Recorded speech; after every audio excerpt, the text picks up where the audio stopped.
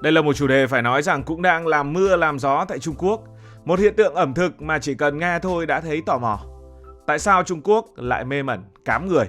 Cám người ở đây là cám người trong ngoặc kép, cũng không phải là cám lợn hay là cám gà, nó chính là bột dinh dưỡng hay còn được gọi là bột bữa ăn thay thế. Một loại thực phẩm hiện đại đang dần chiếm trọn dạ dày của hàng triệu người, từ dân công sở bận rộn, sinh viên cày cuốc cho đến những bạn trẻ Gen Z. Và nó nhìn giống cám thật.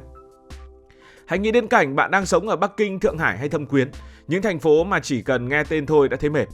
Sáng sớm sẽ phải chen chúc trên tàu điện ngầm, xung quanh toàn người là người, ai cũng vội vã như chạy đua với thời gian. Đến công ty thì bắt đầu chạy deadline, họp hành liên miên, trưa chỉ có đúng 15, 20, 30 phút để ăn. Tối về thì lết xác về nhà lúc 9-10 giờ tối. Mệt đến mức chỉ muốn ngủ. Đây chính là cuộc sống của hàng triệu người trẻ ở những thành phố lớn của Trung Quốc. Ở đây, người ta có một thuật ngữ gọi là 996. 9 là làm việc từ 9 giờ sáng, cái 9 thứ hai đó là làm việc đến 9 giờ tối và cái 6 cuối cùng đó là làm việc 6 ngày một tuần. Văn hóa làm việc 996 là một hiện tượng xuất hiện phổ biến trong ngành công nghệ của Trung Quốc. Được hiểu là chế độ làm việc khắc nghiệt như vậy. Tổng cộng người lao động trong hệ thống này phải làm việc đến 72 giờ mỗi tuần, tức là gần gấp rưỡi so với tiêu chuẩn 40 giờ thông thường. Đây là kiểu văn hóa từng được nhiều ông lớn trong ngành công nghệ của Trung Quốc như là Alibaba, Huawei hay là JD.com áp dụng và dần trở thành chuẩn mực ngầm trong giới startup Trung Quốc. Thực tế thì nó bắt đầu trở nên nổi bật từ khoảng gần chục năm nay và thực sự bùng nổ vài năm trước khi nhiều người bắt đầu lên tiếng phàn nàn về việc kiệt sức, mất cân bằng với cách làm việc này. Một trong những người góp phần cổ vũ cho văn hóa này là Jack Ma, nhà sáng lập Alibaba. Ông từng tuyên bố rằng 996 là một phúc lành và nếu ai muốn thành công thì nên sẵn sàng làm việc nhiều hơn những người khác.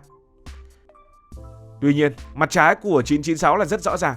Nhiều nhân viên than phiền về tình trạng kiệt sức, stress kéo dài, thậm chí là trầm cảm. Một số trường hợp tử vong do làm việc quá sức từng được báo chí Trung Quốc và quốc tế đưa tin.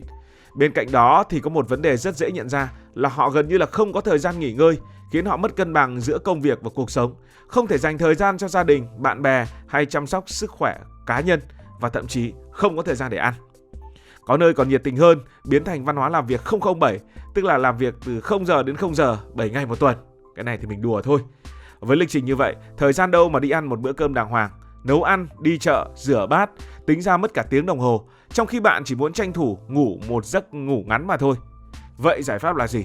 Giải pháp chính là bột dinh dưỡng mà chúng ta vẫn gọi vui là cám người.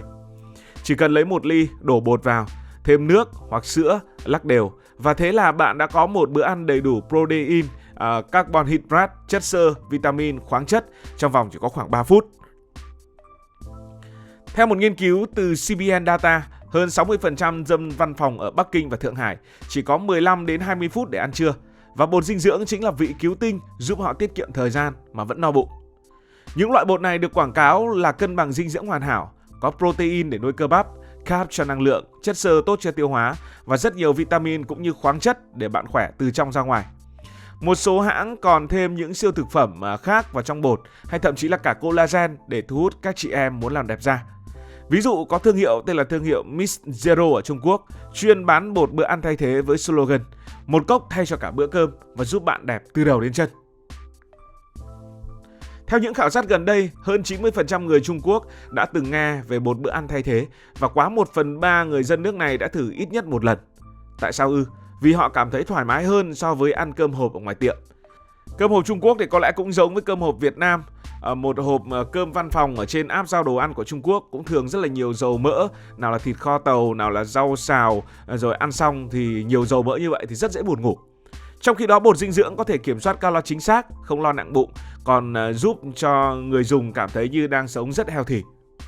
Mình từng xem một video trên Douyin, TikTok phiên bản Trung Quốc, có một KOL làm thử thách, sống một tuần chỉ uống bột dinh dưỡng. Ngày đầu thì kêu rất là nhạt và nhớ cây mẹ nấu, nhưng đến ngày thứ 3 thì người nhẹ nhàng da mịn và tiết kiệm được cả đống thời gian. Đến ngày thứ 7 thì cái bạn ấy tuyên bố là bạn ấy nghiện rồi và tuần sau uống tiếp. Không biết là có PR hay không nhá, cái này không phải là cảm nhận của mình mà là cảm nhận của cái bạn đấy. Nhưng những video này khiến người xem tò mò kinh khủng. Ai cũng muốn có những cảm giác như vậy và ai cũng muốn thử. Vấn đề ở bột dinh dưỡng Trung Quốc ngoài liên quan đến lối sống, ngoài liên quan đến việc eo hẹp thời gian thì còn liên quan đến một hiện tượng ở Trung Quốc được gọi là nội quyển. Nội quyển thì liên quan gì đến bột dinh dưỡng, liên quan gì đến cám người? Nội quyển là gì? Nội quyền nó giống như một cuộc đua khốc liệt ở trong xã hội, nơi mọi người cố gắng tối ưu hóa mọi khía cạnh của cuộc sống để không bị tụt lại phía sau. Phải học giỏi hơn, phải làm việc chăm hơn, phải kiếm tiền nhiều hơn, thậm chí là ăn uống cũng phải nhanh hơn, phải hiệu quả hơn. Một ví dụ cụ thể, đó là những cái bài phỏng vấn ở trên tờ China Daily thường kể về những bạn nhân viên IT ở Thượng Hải. Thì thường họ mỗi ngày chỉ có khoảng 30 phút nghỉ trưa, vừa ăn vừa check email. Và từ ngày dùng bột dinh dưỡng thì họ tiết kiệm được khá thời gian, có đủ thời gian để chợp mắt trước khi mà làm tiếp. Nghe thì thấy rất là thương, nhưng mà cũng rất là khâm phục với tinh thần tối ưu hóa của những người trẻ Trung Quốc. Lý do tiếp theo khiến bột dinh dưỡng càng được nhiều người Trung Quốc chuộng đó là về giá. Một lý do lớn khiến cho cám người phổ biến vì giá nó rất là hợp lý. Một hộp bột khoảng 100-200 nhân dân tệ và có thể dùng được khoảng 10-15 bữa. Tính ra mỗi bữa chỉ tốn 10-20 tệ, rẻ hơn khá nhiều so với gọi cơm văn phòng. Hơn nữa có thể mua từ khắp nơi, từ nền tảng thương mại điện tử đến những cửa hàng tiện lợi. Một số thương hiệu còn bán dạng gói nhỏ, tiện mang đi làm, đi học hay là đi du lịch. Nói chung thì bột dinh dưỡng nghe có vẻ rất là Tây, cám người nghe có vẻ hơi nhục một tí, nhưng mà thực ra nó vẫn không xa lạ với văn hóa ăn uống của người Trung Quốc.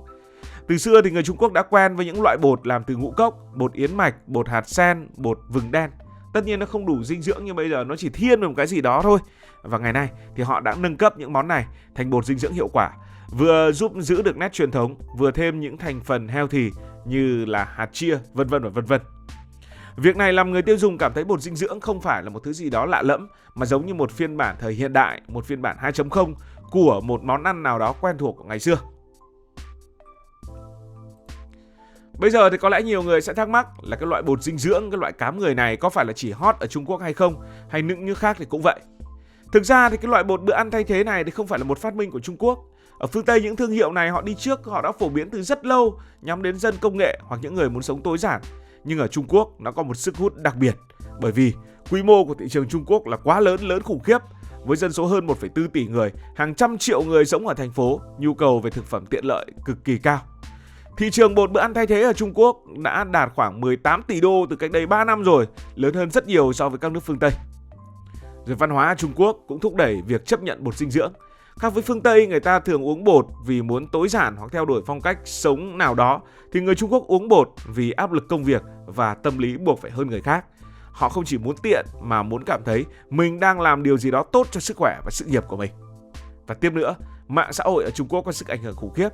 Gần như là những cái trào lưu nào trên mạng xã hội Trung Quốc thì về Việt Nam cũng đều hot cả. Đó là một ví dụ rất điển hình. Và họ quảng cáo thì rất hiệu quả rồi.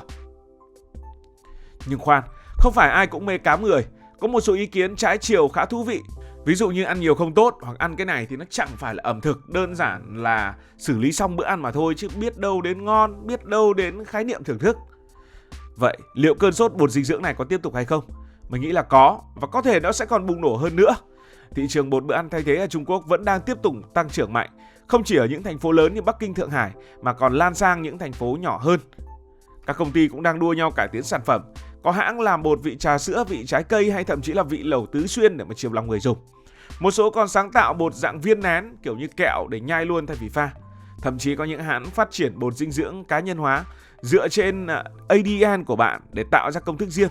Tương lai đúng là không đùa được. Và mình nghĩ rằng vài năm nữa, bột dinh dưỡng sẽ trở thành một phần không thể thiếu trong cuộc sống của người Trung Quốc, giống như là mì gói hay là trà sữa bây giờ. Và biết đâu một ngày nào đó, bạn bước vào nhà hàng và menu sẽ có mục bột dinh dưỡng đặc biệt, vị lẩu cay tứ xuyên, thêm hẳn collagen. Cảm ơn vì đã quan tâm theo dõi câu chuyện này. Nếu cảm thấy thú vị, bạn có thể nhấn nút đăng ký kênh, bật chuông thông báo và chia sẻ. Còn bây giờ thì xin được nói lời chào, tạm biệt.